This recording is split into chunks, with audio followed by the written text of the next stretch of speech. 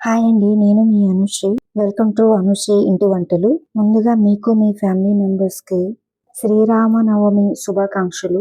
ఇవేనండి శ్రీరామనవమికి చేసుకునే ప్రత్యేకమైన ప్రసాదాలు తయారీ విధానం చూద్దాం. శ్రీరామచంద్రమూర్తికి ఎంతో ఇష్టమైన బెల్లం పానకం చూద్దాం. ఒక కప్పు తురిమిన బెల్లాన్ని తీసుకోండి. ఒక గిన్నెలో బెల్లాన్ని వేసి అందులో వాటర్ వేయండి. ఈ విధంగా కలిపినట్లయితే బెల్లం త్వరగా కరుగుతుంది. పానకంలో వేసుకోవాల్సినవి కొన్ని మిరియాలు, శొంఠి, వీటిని పొడి చేసి వేయాలి, మిక్సీ పట్టాలి. ఈ విధంగా పొడి చేసుకున్నాక పానకంలో వేయాలి. చిటికెడు యాలకుల పొడి వేసుకోండి. ఇప్పుడు బెల్లం మొత్తం కరిగిపోయింది. ఇప్పుడు తులసి దళం వేసుకుంటే బెల్లం పానకం రెడీ అయిపోయినట్లే. పక్కన పెట్టేసుకుందాం. ఇప్పుడు వడపప్పు ఎలా చేయాలో చూద్దాం. ఒక కప్పు పెసరపప్పు తీసుకోవాలి. నీట్గా 2-3 సార్లు కడగండి. ఇప్పుడు ఫ్రెష్ వాటర్ వేసుకొని 10 నిమిషాలు పక్కన పెట్టుకుందాం.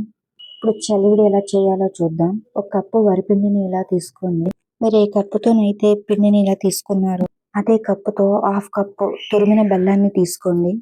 చిటికెడు యాలకుల పొడి కూడా వేసుకోండి. రెండింటిని ఇప్పుడు బాగా కలపండి. ఈ విధంగా ఇప్పుడు 1 టీ స్పూన్ నెయ్యిని వేసుకోండి.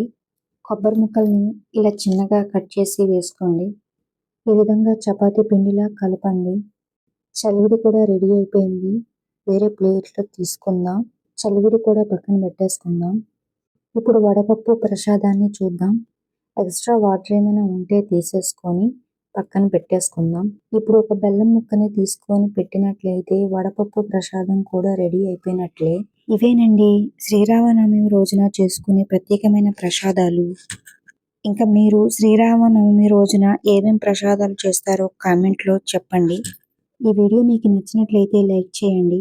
మీ ఫ్యామిలీ మెంబర్స్కి, ఫ్రెండ్స్కి షేర్ చేయండి. ఇలాంటి మరెన్నో రెసిపీస్ కోసం మై ఛానల్ని సబ్స్క్రైబ్ చేసుకోండి. Thank you for watching. Thank you.